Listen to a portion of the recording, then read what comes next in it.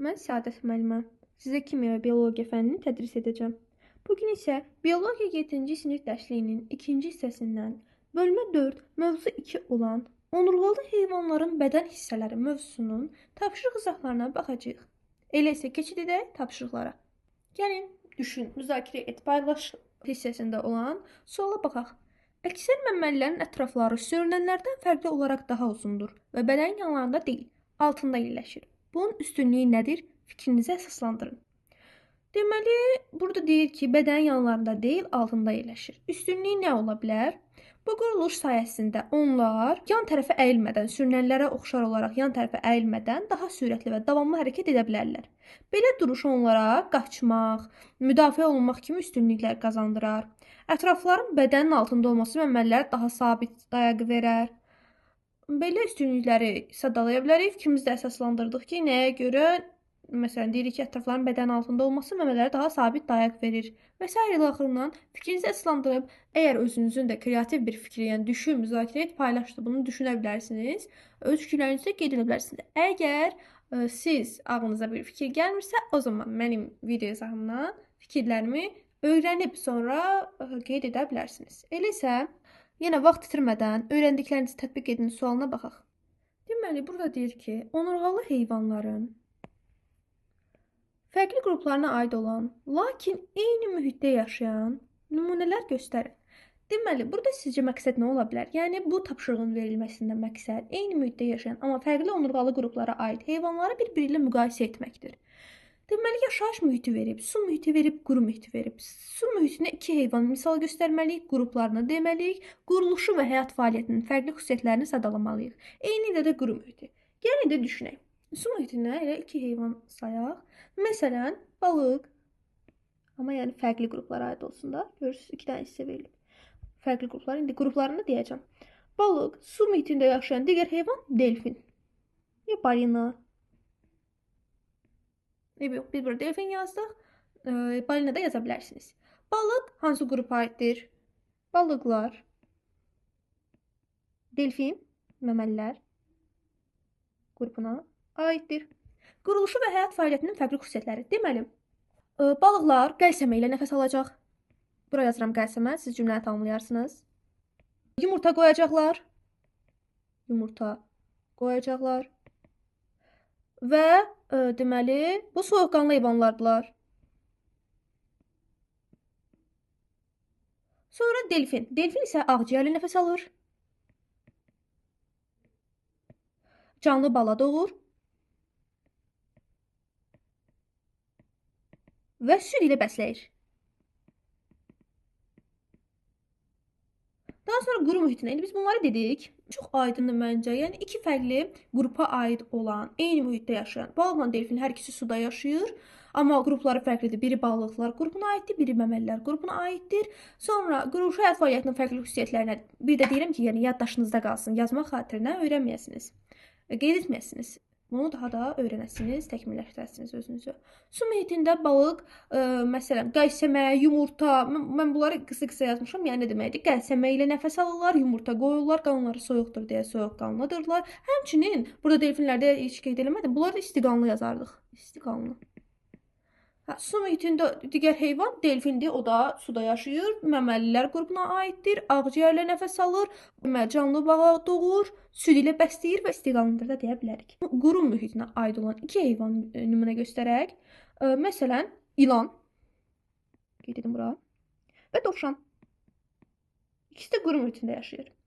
Deməli, ilanın qrupuna baxırıq. Yəni, sizcə hansı qrupa aiddir? Əlbəttə ki, sürünənlər. Dovşan hansı qrupa aiddir? Videonu dayandırıb özünüzü yoxlaya da bilərsiniz. Məsələn, mən deməmişdən qabaq özünüzü yoxlaya bilərsiniz. Yəqin ki, indiyə kimi cavabı verərsiniz. Dovşan məməlilər qrupuna aiddir. Deməli, quruluşu və həyat fəaliyyətinin fərqli xüsusiyyətlərinə gəldikdə. İlan pulcuqlu tərisi var. Pulcuqlu dəri. Daha sonra yumurta qoyur. Bunu qısa yazıram, siz bilərsiniz. Mən cümləni tamamlayıram. Şifahi şəkildə yazıram ki, yəni yaddaşınız, göz yaddaşınızda sizə kömək eləsin bunu tamamilə yadınızda saxlamağa. Daha sonra nə deyə bilərik? Qanı soyuqdur, yəni soyuqqanlıdır. Soyuqqanlı heyvandır. Sonra digər heyvanımız dovşandır. Məməlilər qrupuna aiddir dedik. Deməli, bunun dərisi necə olacaq? Əlbəttə görmüşük. Tüklü dərisi var. Canlı bala doğur. Baxın, digəri yumurta qoyur, bu isə canlı bala doğur. Daha sonra süd ilə bəsləyir. Yəni məməlilərə xarakterik xüsusiyyətlər. Süd ilə bəsləyir və yenə də istiqamında qeyd etmək olar. Yenə ümumiləşdiririk. Söhbət nədən gedir? Mövzu nədən ibarətdir?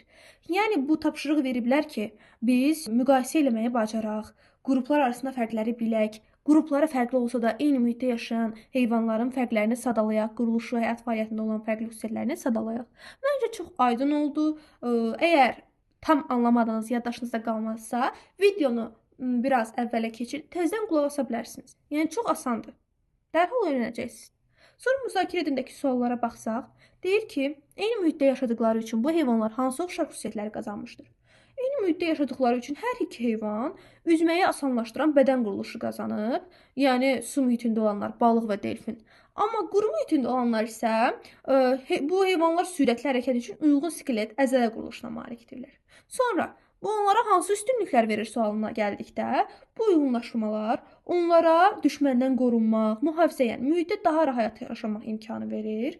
Sonra delfin məsələn ağciyərlə nəfəs alsa da uzun müddət su altında qala bilir. Balıq isə qəlsəmə ilə fasiləsiz nəfəs alır. Yəni bunu belə cavablandıra bilərik. Sonra keçək öyrəndiklərinizi yoxlayın.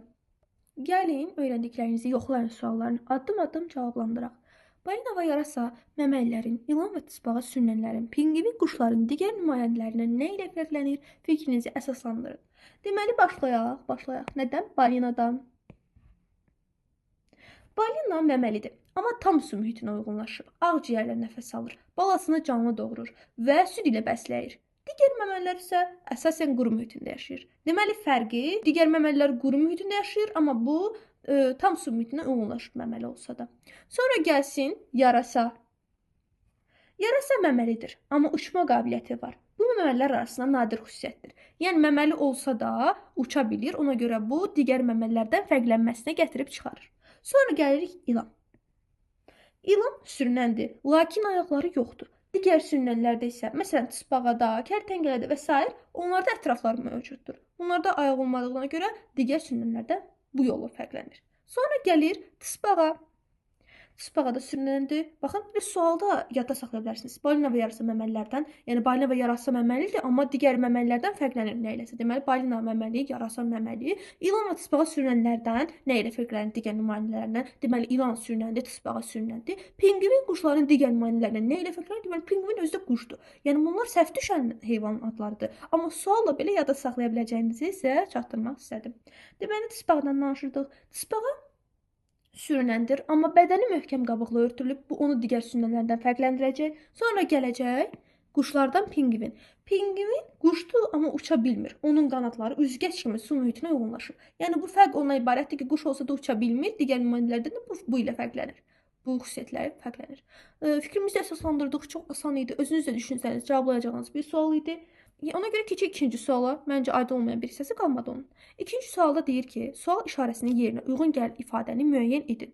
A variantına verim. Balıq üzgəcli amfibidə nə olacaq? Demək, balıqda üzgəcdir. Balıqda üzgəc nə rolunu oynayır? Ətraf rolunu. Yəni daha doğrusu belə deyək, hərəkət rolunu da oynaya bilər, ətraf rolunu da oynaya bilər. Amfibidə nədir? Deməli, ayaq, hərəkətə xidmət edən orqan. Qeyd edək. Ayaq. Quru tısbağası ətrafda, dəniz tısbağasında isə üzgəc olacaq. Qağayda qanaddır, pələngdə ətraf ola bilər, pəncə ola bilər. Sürünənlər pulcuqdur, məməlilərdə nədir? Dərisi tükdür. Quşda baş, boyun, gövdə ətraflardan ibarətdir. Balıqda baş, gövdə, quyruq üzgəclər.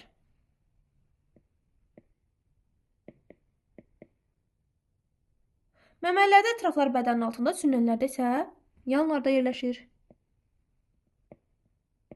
Bu qədər bəsit. Bugünlük dərsimiz bura qədər. Digər dərslərdən hansılarının izahını istəyirsinizsə, şərhlər bölməsinə qeyd edə bilərsiniz. Dərslərin izahları və yaxud da sırf tapşırıqların izahını istəyirsinizsə, onu da ayrıca qeyd edə bilərsiniz. Gəlin video dərslərimizdə görüşənədək sağ olun.